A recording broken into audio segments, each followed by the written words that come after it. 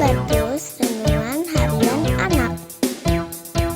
Selamat pagi adik-adik semua. Puji Tuhan, kita kembali bersama-sama belajar firman Tuhan pagi ini lewat renungan kita Habatus, Hidupku bagi Kristus.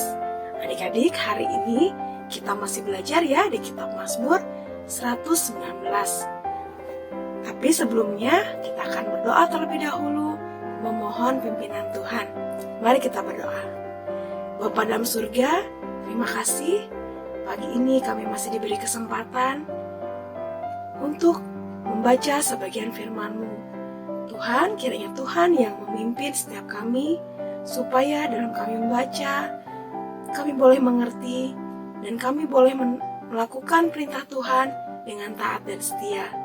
Terima kasih ya Tuhan, hanya di dalam nama Tuhan Yesus, kami mengucap syukur dan berdoa.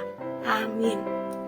Adik-adik, hari ini kita belajar dari kitab Mazmur, masih ya pasal yang ke-119, tapi ayat 113 sampai ayat yang ke-128. Nanti kalian semua membaca kembali seluruh ayat-ayatnya, tapi saat ini kita akan baca dari ayat 113 sampai ke ayat ke-118. Yuk kita baca bersama-sama. Orang yang bimbang hati ku benci, tetapi Taurat-Mu ku cintai. Engkaulah persembunyianku dan perisaiku. Aku berharap kepada firman-Mu. Menjauhlah daripadaku, hai penjahat-penjahat. Aku hendak memegang perintah-perintah Allahku. Topanglah aku sesuai dengan janji-Mu, supaya aku hidup. Dan janganlah membuat aku malu dalam pengharapanku. Sokonglah aku, supaya aku selamat. Aku hendak bersukacita dalam ketetapan-ketetapan-Mu senantiasa. Engkau menolak semua orang yang sesat dari ketetapan-ketetapan-Mu, sebab sia-sia tipu muslihat mereka. Nah, adik-adik, di sini sang pemazmur meyakini bahwa kehidupannya sudah menjalankan perintah Tuhan. Dia meyakini bahwa hidupnya adalah hidup yang benar, yang seturut dengan firman Tuhan. Dan dia juga memohon penyertaan Tuhan dalam sepanjang kehidupannya. Bahkan sang pemazmur di sini ingin supaya Tuhan menyatakan kuasanya kepada orang-orang yang berbuat jahat, kepada orang-orang yang melakukan hal-hal yang tidak berkenan di hati Tuhan. Di sini dikatakan, Engkau menolak semua orang yang sesat dari ketetapan-ketetapan-Mu, sebab sia-sia tipu muslihat mereka. Jadi orang-orang yang tidak melakukan apa yang Tuhan perintahkan, hidupnya akan sia-sia. Nah, adik-adik, kita ingat ya, bahwa dalam kehidupan ini ketika kita percaya kepada Tuhan, kita harus percaya sepenuhnya kepada Tuhan. Kita harus melakukan apa yang menjadi perintah Tuhan. Kita harus menjauhi dari hal-hal kejahatan.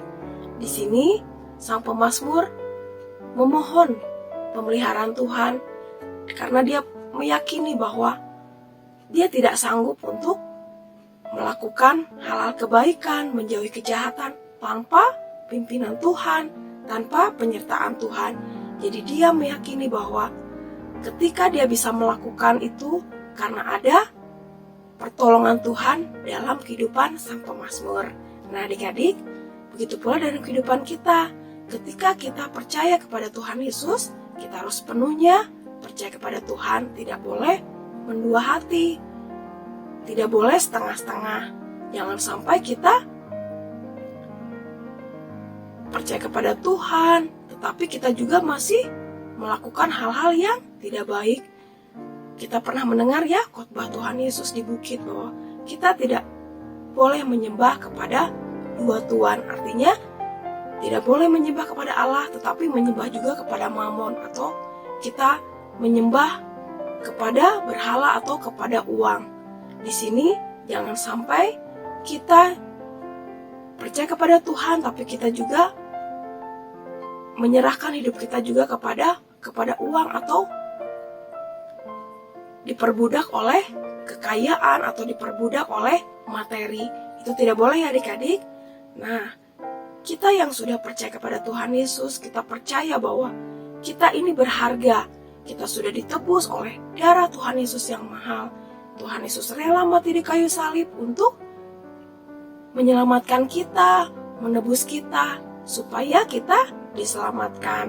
Kita wajib bersyukur. Bagaimana perilaku hidup kita? Kita harus menyerahkan hidup kita sepenuhnya kepada pimpinan Tuhan. Ini contoh sederhana adik-adik, ketika kalian berjalan-jalan dengan orang tua ke toko mainan, kalian pasti melihat ya, banyak sekali mainan-mainan. Nah, di situ apakah boleh kalian membuka bungkusnya, memainkan seenaknya? Pasti tidak boleh ya. Pasti kalian harus membeli dulu mainan tersebut, baru bisa dimainkan, baru boleh dipegang-pegang, atau mungkin kalian bawa pulang karena kalian sudah membelinya. Tetapi sebelum kalian membelinya, itu tidak boleh ya, itu milik toko tersebut. Nah adik-adik, begitu pula kita ini sudah dibeli atau sudah dibayar lunas oleh darah Tuhan Yesus yang mahal. Jadi kita ini adalah milik Tuhan sepenuhnya, dan kita ini lebih berharga ya daripada mainan, daripada uang, daripada apapun di dunia ini. Sampai-sampai Tuhan rela menyerahkan nyawanya. Kita adalah ciptaannya yang sangat berharga. Jadi hidup kita, mari kita serahkan sepenuhnya untuk melayani Tuhan, untuk beribadah kepada Tuhan, dan mempercayakan hidup kita kepada penyertaan-Nya. Mari setiap hari kita terus memohon pimpinan Tuhan supaya hidup kita dijauhkan dari perilaku-perilaku kejahatan, supaya hidup kita hidup yang berkenan di hati Tuhan. Amin. Mari kita berdoa.